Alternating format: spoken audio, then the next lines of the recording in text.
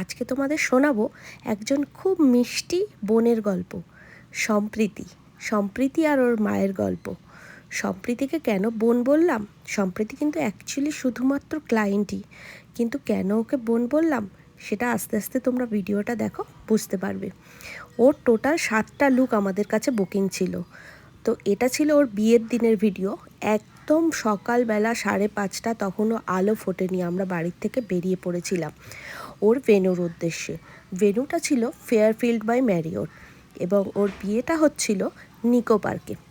তো ওখান থেকে ওকে যাতায়াত করতে হচ্ছিল এবং আমরা খুব সকালে, যেহেতু আমাদের কল টাইম ছিল 6:30, তো আমরা তার মধ্যেই পৌঁছে গেছি। তোমরা জানো, আগেও ভিডিওতে আমি বলেছি আমরা কখনোই লেট করি না, একদম টাইমে পৌঁছে ওর কাজটা আমরা শুরু করে দিয়েছি। ফার্স্ট আমাদের বুকিং ছিল হলদি লুক। তো আমরা একদম সকাল সকালই ওকে রেডি করাতে শুরু করে দিয়েছি ওর হলদি মেকআপের জন্য। যেহেতু ডে মেকআপ, সেহেতু একটু লাইট করেই হবে, তবে হ্যাঁ, অবশ্যই আমরা ক্লায়েন্টের পছন্দ মতন লুক ক্রিয়েট করার চেষ্টা করি। প্রত্যেকটা জিনিস, শাড়ি ড্রাপিং থেকে শুরু করে মেকআপ, প্রত্যেকটা জিনিসই ক্লায়েন্টের পছন্দ মতন যাতে হয় সেই রকমই আমরা অবশ্যই চেষ্টা করি। তো এর যে প্রত্যেকটা লুক আমি তোমাদের দেখালাম, তোমরা কিন্তু অবশ্যই কমেন্ট করে জানিও কোন লুকটা তোমাদের সব থেকে ভালো লেগেছে।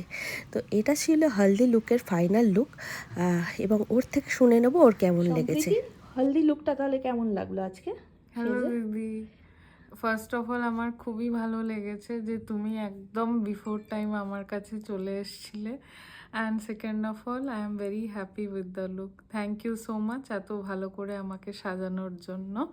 আর আমার যেটা আমি তোমাকে বলেছিলাম যে সামনে একটু আমার ওপেন হেয়ার থাকবে, কার্ল থাকবে, তুমি আমাকে, আমি যেরকম চেয়েছিলাম পুরো সেম একদম আমাকে করে দিয়েছো। Thank you so much for everything. Most welcome. Sampriti আর ওর মা সম্পর্কে যতই বলবো কম বলা হবে, এত ভালো মানুষ ওনারা। সম্প্রীতির মা আমাদেরকে সোনা মা ছাড়া কথাই বলেনি, যতবার বলেছে সোনা মা বলে কথা বলেছে, আমাদের সোনা মা বলে ডেকেছে। এবং সম্প্রীতি কিন্তু রীতিমতন কার্ড পাঠিয়ে আমাদের বিয়েতে ইনভাইটও করেছে।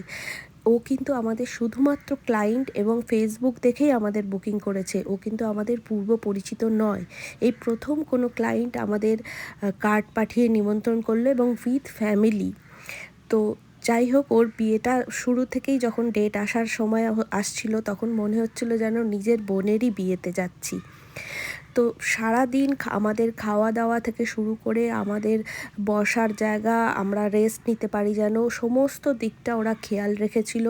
এবং এত ভালো বিহেভিয়ার ওদের, ওরা ভীষণ প্রশংসা করতে জানে। সব ক্লায়েন্ট কিন্তু পছন্দ হলেও মন খুলে প্রশংসা করতে পারে না। সম্প্রীতি ওর মা দুজনেই কিন্তু মন খুলে আমাদের প্রশংসা করেছে এবং আমরা ভীষণভাবে আপ্লুত। এটা ছিল ওর বৃদ্ধি লুক। কেমন লাগছে তোমাকে? পছন্দ হয়েছে সাজটা? তোমার যেমন করে তুমি সাজিয়েছো দিদি, আমার আর just I am falling short of words. তুমি এত সুন্দর করে আমাকে সাজিয়েছো। থ্যাংক ইউ সো মাচ আমাকে এত সুন্দর করে সাজানোর জন্য। Most welcome. সকালের ব্রেকফাস্ট থেকে শুরু করে দুপুরের লাঞ্চ, রাতের ডিনার, প্রত্যেকটা আয়োজন ছিল একদম দুর্দান্ত। অ্যাকচুয়ালি কী বলো তো, আমরা তো প্রচুর ক্লায়েন্টের বাড়িতে বাড়িতে যাই, অনেকে জল পর্যন্ত অফার করতে ভুলে যায়। তো সেক্ষেত্রে কিছু ভালো ক্লায়েন্টও আছে যারা কিন্তু অবশ্যই আমাদের না খাইয়ে ছাড়ে না, জোর করে খাইয়ে তবে গিয়ে ছাড়ে। তো সব রকম মিলিয়ে মিশিয়েই তো ক্লায়েন্ট হয় বলো। তো সব রকম পরিস্থিতিতেই আমরা কাজ করে অভ্যস্ত।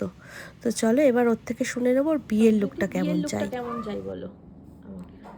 হাই দি, আমার তোমার ওপর সম্পূর্ণ বিশ্বাস আছে। শুধু আমার আইসটা একটু যেন হেভি লাগে ওরকম চাই। আর আমার হেয়ারটা যেন একটু সামনে থেকে বেশ তোমার ভলিউমটা আরও বোঝা যায়, সেরকম আমার একটু হেয়ারটা করে দিও।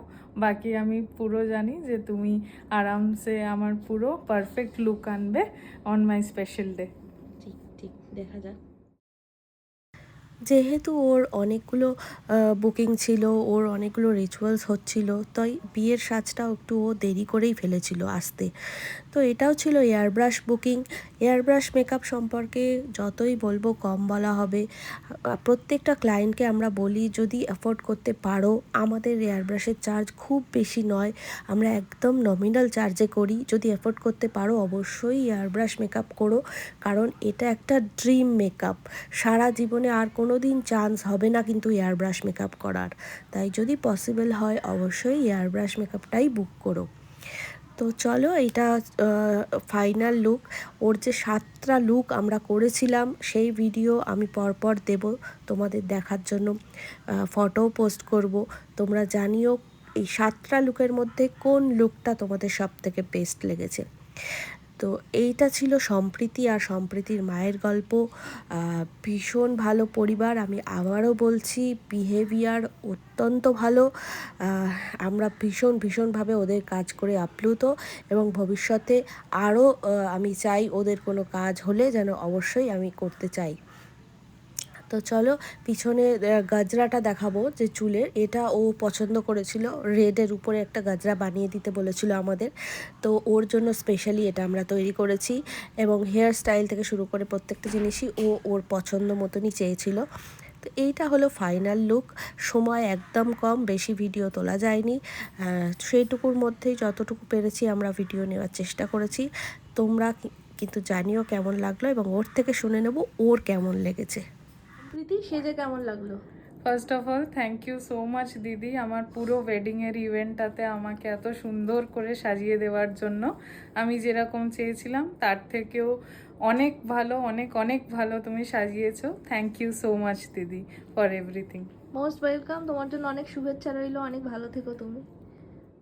দিন আবার দেখা হবে দিদি, ওই একদম দিনকে একদম বর্ধমানে দেখা হবে। একদম ঠিক দিদি। আছে। সব কাজ সেরে আমরা আরেকবার পৌঁছে গিয়েছিলাম বিয়ের ভেন্যুতে। ওখান থেকে রাতের ডিনার করে আমরা বাড়ি এসেছি, এবং এটা ছিল ওদের সাজানো। দেখো, ভীষণ দারুণভাবে সাজানো, খুব সুন্দরভাবে পরিপাটি করে সাজানো। এবার ঝটপট একটু রাতের ডিনার সেরে নিয়ে আমরা বেরিয়ে পড়ি, কারণ সকালে একেবারে 4:30টার সময় উঠেছি। সারাদিন ভীষণ টায়ার্ড, কাজ করেছি সারাদিন, এবং বাড়ি ফেরার পালা, অনেকটাই রাত হয়ে গেছে। আমরা 3জন ছিলাম, আমি, আমার দিদি আর আমার সাথে অনন্যা ছিল। তো ঝটপট সেরকম একটা বেশি কিছু খেতে পারিনি, কারণ শরীরটা ভীষণ খারাপ করছিল, এবং বাড়ি ফিরতে ফিরতে আমার কিন্তু হয়ে গিয়েছিল অনেকটাই রাত। তো চলো, টাটা, আজকের মতন এইটুকু।